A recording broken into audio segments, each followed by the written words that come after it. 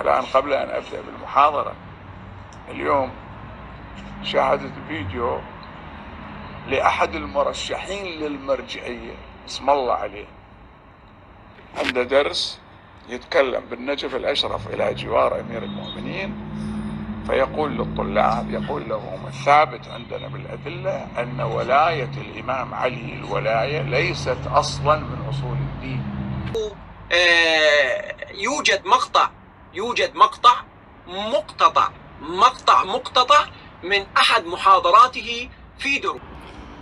شيخنا ما علينا من كلام هذا يا شيخ شهيد، هذا ملا ما علينا من كلامه، ولا هي أول سابقة إليه، ونصحناه وقلنا إليه بنتبرع لك بالكيكة، اعتزل بس هو مو راضي.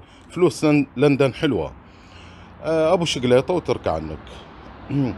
بس السؤال